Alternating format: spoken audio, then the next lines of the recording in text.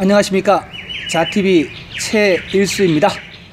7월 13일 월요일 네팔 소식 전해드리도록 하겠습니다.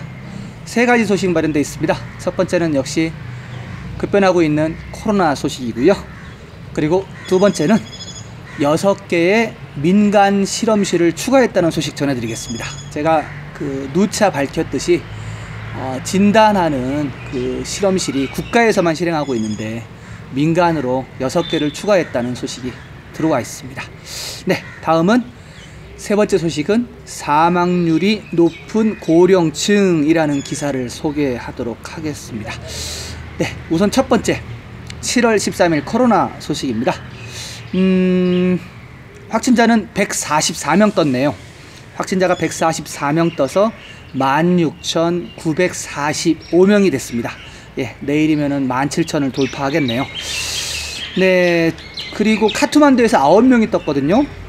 9명이 떴는데, 카트만두 밸리에서 9명이 떴는데, 정확하게 세세적으로 보면은 카트만두 디스트릭트가 3명 떴고요, 랄리푸르가 5명, 박타푸르 1명 떴습니다. 그래서 지금 누적자가 카트만두 밸리가 354명입니다. 네, 좀 약간 주춤한 기색을 좀 보이고 있고요. 사망자는 변함없이 38명입니다. 완치자 많이 나왔어요. 완치자가 어저께 13일날 하루에만 1705명이 나왔습니다. 한꺼번에 몰아쳐서 나왔는데요. 그래서 완치자가 1294명이 됐습니다. 예, 완치자가 10,000명을 넘은 것은 큰 의미가 있다고 보고요. 그리고 지금 회복률도 60%가 넘었습니다. 60.7%를 기록하고 있습니다. 이건 좋은 현상입니다. 지금 아무래도 네팔 같은 경우는 인구 구성 자체가 젊은 친구들이 많다 보니까 아무래도 그렇게 중환자가 많이 안 나오는 것 같아요. 그래서 이제 사망률도 적고 그러다 보니까 회복률도 좀 좋아지지 않았나, 이렇게 좀 생각을 합니다. 그래서 회복률이 지금 60.7%니까 지금 되게 말하자면 PCR 테스트는 굉장히 지금 양이 적잖아요. 양은 항상 그 수준으로 하고, 그리고 그러는데 완치자 같은 경우는 이렇게 가끔가다 많이씩 쏟아져요. 그러다 보니까는 이 회복률이 많이 높아지지 않았는가, 그렇게 생각이 됩니다. 그래서 결과적으로 보면요, 지금 완치자 1294명을 확진자에서 빼버리면요, 지금 사실상은 활성 중인 코로나 환자는 6,613건밖에 안 되는 겁니다. 근데 이런 어떤 희망적인 얘기는 해야 될지 모르겠지만, 하여튼 활성 중인 게 6,600 수준이라는 거. 확진은 17,000에 가깝지만은 활성은 6,600이라는 거 다시 한번 말씀드리겠습니다. 그리고 전에도 계속 전해드렸지만은 디스트릭트가 77개가 있는데 거기에서 다 확진이 떴다고 말씀드렸죠. 이제 그 중에서 500건이 넘는 데가 마호다리, 라오타하, 꺼일라리, 바주라, 요렇게 4군데가 지금 활동 사례가 500건이 넘는 데가 있습니다. 지금 현재. 그리고 그러니까 여기 이 네 디스트릭트가 500건이 넘으니까 여기서 지금 2,000건을 차지하는 거예요, 활성 사례 중에서. 그리고 활성 사례가 없는 디스트릭트가 있습니다. 없는 디스트릭트가 5개인데요. 단쿠타, 보즈푸르, 무스탕, 머낭, 훔나, 요렇게 5개는 지금 활성 사례가 없습니다. 무슨 말씀인지 아시겠어요? 앞서 말씀드린 4개는 500건이 넘는 활성, 말하자면 이제 복균자, 감염이 된 사람들, 활성이 되는 사람들이고요. 뒤에 말씀드린 5군데는 다 집으로 돌아가서 회복이 다 돼서 그 5개의 디스트릭트에는 지금 환자가 없다는 얘기입니다. 네, 그리고 집중치료 인원도 거기에 대비해서 빠졌습니다. 1,561명이 빠졌네요. 그래서 집중치료 인원이 6,613명입니다. 네, 6,000대로 다시 떨어졌습니다. 그래서 집중치료 인원이 좀 줄어들면은 아무래도 좀 텐션이 좀 사그라듭니다. 병원 같은 경우도 아무래도 집중치료실에 있는 인원이 있으면은 거기서 사망 확률도 높고, 그리고 여러 가지 처방할 것도 많잖아요. 그래서 집중치료 인원이 지속적으로 좀 줄어야 되겠습니다. 격리 중인 인원도 빠졌습니다. 314명이 빠졌습니다. 314명이 빠져서 지금 현재 검역소에는 23,470명만 있습니다. 그래서 여기 있는 사람들을 다 검사하고 테스트가 나와서 이제 분류를 해서 집으로 돌려보내고 나면은 아마 격리 중인 인원이 10,000명 밑으로 떨어지지 않을까, 아니, 검역 중인 인원이 10,000명 밑으로 떨어지지 않을까, 그렇게 판단이 됩니다. 현재 PCR 테스트는 5,000건이 넘었습니다. 13일날 현재 5,856건을 실행했네요. 이 건수를 10,000건 늘린다고 했는데 10,000건은 지금 뭐 네팔 수준에서는 안 될 것 같고, 지금 6군데를 늘리게 되면 어쩌다 보면 될 수도 있겠네요. 그쵸? 그래서 총 289,371건 실행했습니다.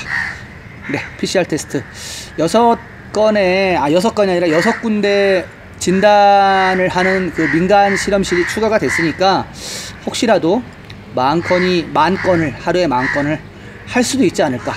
그 전에 25개 기간이 있을 때 7,000 몇 건까지 했었잖아요. 그러니까 좀만 노력하면은 될 수도 있겠다 싶습니다. 네, 그리고 전체적인 이제 이어서 네팔 전체적인 상황하고 단신 전해드리도록 하겠습니다. 지금 부드러운 넉다운은 그 7월 22일까지 정해진 거 변함이 없습니다. 그리고 국제선, 국내선도 아직까지는 7월 22일까지 정기편은 뜨지 않을 거고요. 그리고 지금 7월 12일까지 해외 그 고립돼 있던 네팔 국민들을 데려오는 작업들, 송환 작업을 계속 했었는데 12일날 일단 1차적으로 끝났습니다. 1차적으로 끝나고 지금 현재는 말하자면 네팔 에어라인 국적기와 그리고 히말라얀 에어라인이라고 또 그 네팔에서 50% 지분 갖고 있고 중국 측에서 50% 지분 갖고 있는 그 비행사가 있거든요. 거기도 이제 그 50%를 네팔이 갖고 있다 보니까는 뭐 국적기로 분류를 합니다. 이 직원들이 지금 쉬고 있다고 합니다. 쉬고 있다가 신문에는 목요일부터 다시 재비행에 나설 거라고 했는데 제가 볼 때는 목요일보다는 다음 주가 돼야지 뭔가가 잡힐 것 같습니다. 지금 이제 아직도 해외에 고립돼 있는 그런 친구들을 아마 분류 작업을 할 것 같아요. 네, 그렇게 되고요. 그리고 지금 현재 택시만 다니고 있는데 13일날 기사가 하나 나온 게 있습니다.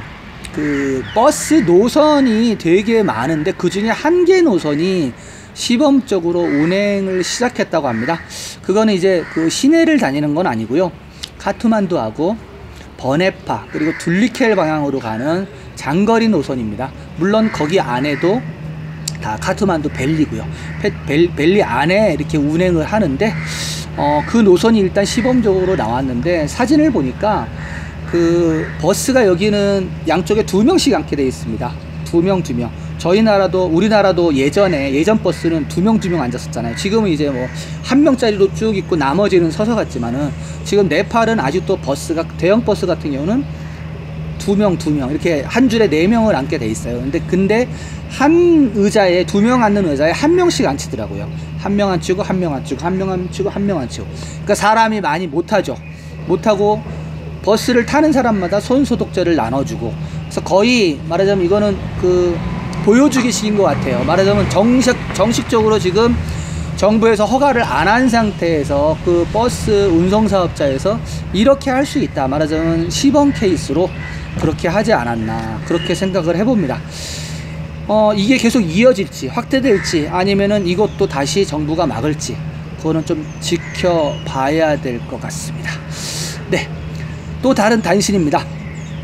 지난번 제가 그 카트만두 벨리 커뮤니티 감염 테스트 한다고 말씀드렸잖아요. 거기에 대한 기사가 그 후속 기사가 나온 게 있어서 소개해 드리겠습니다. 벨리 커뮤니티 감염 체크를 위한 테스트에서 1621명 중에서 3명이 감염된 것을 확인했다고 합니다. 첫 번째 단계에서 너쿠, 코테솔, 커게시얼이 마노하라 강변입니다. 여기 마노하라, 껍번, 딜리바자를 포함한 카트만두 계곡 12곳에서 면봉을 수집했었습니다. 그리고 두 번째 단계에서는 은행, 세무서, 감염병 클리닉, 그리고 중환자실과 같은 서비스 제공업체와 그리고 거기에 근무하는 의료 종사자 샘플을 수집했었다고 합니다. 지금까지 3,000개의 샘플이 수집되었고 그 중에서 1,621의 테스트 보고서가 나왔다고 합니다. 그 중에서 3개가 감염된 것을 확인했고요. 그래서 이 커뮤니티 감염이 실제로 이루어졌는지 아니면 아닌지 이것을 확인하려면 검사 범위를 늘려야 되지 않을까라는 의견입니다. 그리고 앞으로 이 보건부에서는 카트만두 내에서 커뮤니티 감염이 됐는지 안 됐는지를 확인하기 위해서 앞으로 45,000개를 더 수집할 것이라고 얘기합니다. 근데 생각보다 적게 나왔어요. 지금 1,621개를 채취했는데 그 중에서 3개 나왔으니까 말하자면 이거는 뭐랄까 확률적으로나 뭐 통계적으로 의미가 없어요. 말하자면 너무 규모가 작기 때문에 규모를 늘려야 됩니다. 규모를 늘려야지 이게 커뮤니티 감염이 됐는지 안 됐는지 확인할 수 있겠죠. 네, 다음 소식입니다. 정부는 산사태 위험이 있는 704가구를 즉시 이전해야 한다고 통보했다고 합니다.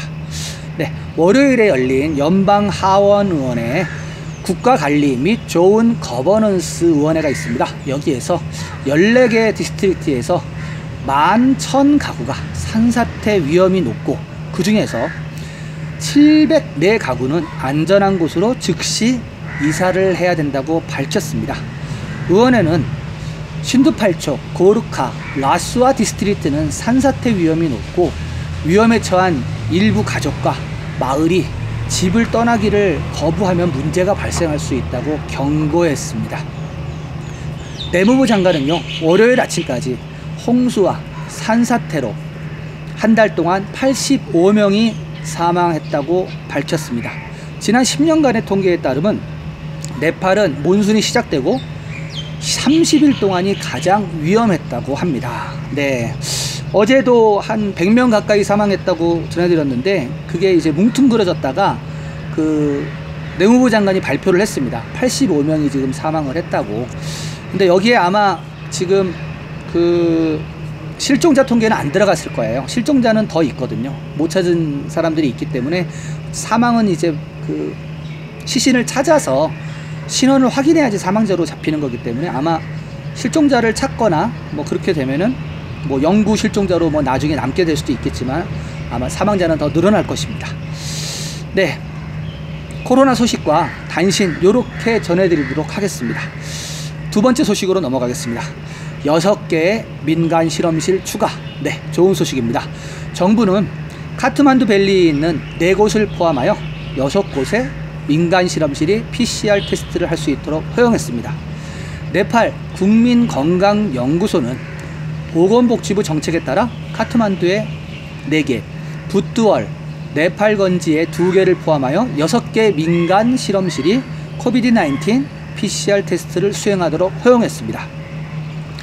네팔 국민건강연구소의 라제스 쿠마르 굽다 대변인은 카트만두 밸리의 랄리푸르 사네파 스타병원, 카트만두 의과대학 시나몽걸병원, 뉴바네솔의 중앙진단연구소, 그리고 라진팟의 슈리아 헬스케어가 허가를 받았다고 밝혔습니다.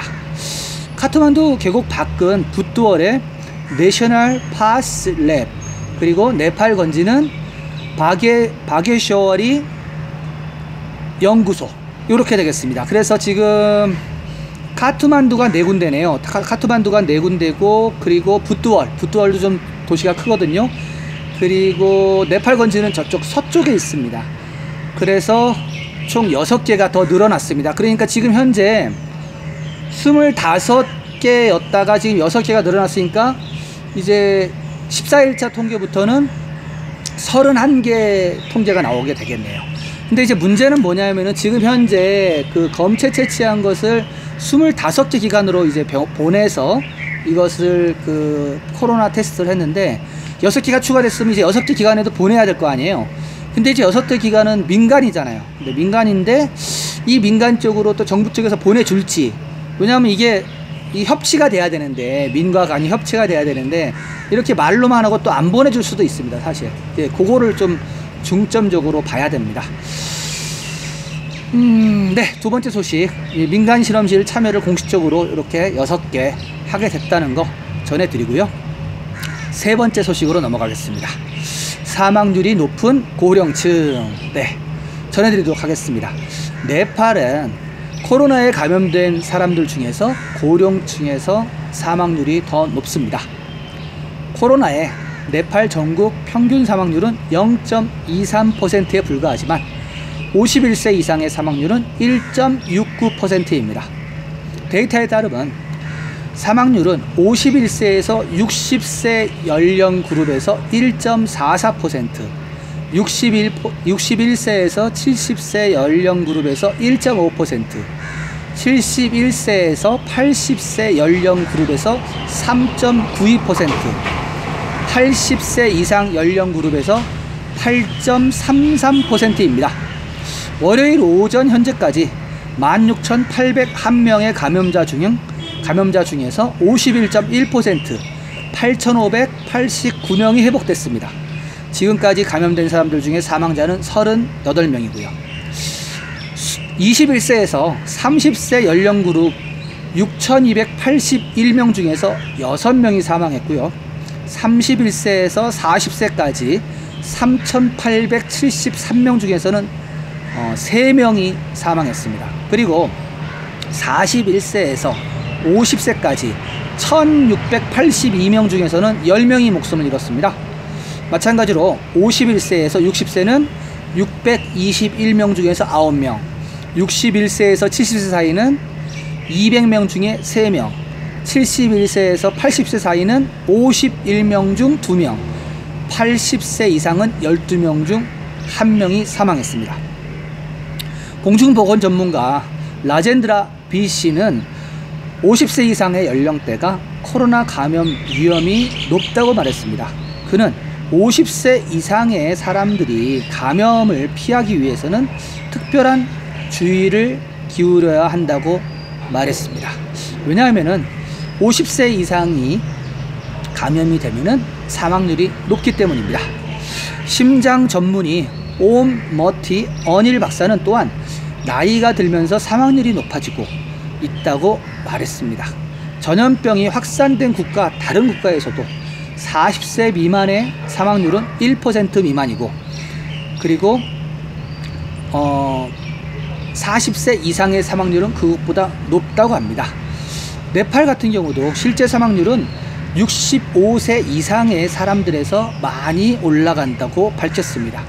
그에 따르면 네팔 현재 40세 미만인 경우는 0.09%, 40세 이상인 경우는 0.97%라고 합니다. 이러한 사실은 젊은이들이 집에서 스스로 예방조처를 취해야만 집안에 있는 노인들의 생명을 구할 수 있음을 보여준다는 것을 시사한다고 말했습니다. 그는 청소년들이 노인들과 부모들, 그들 간의 사회적 거리를 유지하는 특단의 조처가 꼭 필요하다고 덧붙였습니다.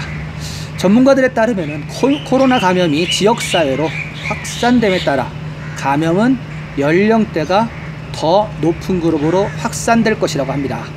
네, 지금 여기 기사에도 나왔듯이 40세 미만은 0.09%예요. 0.09%면은 0.1%가 안 되거든요.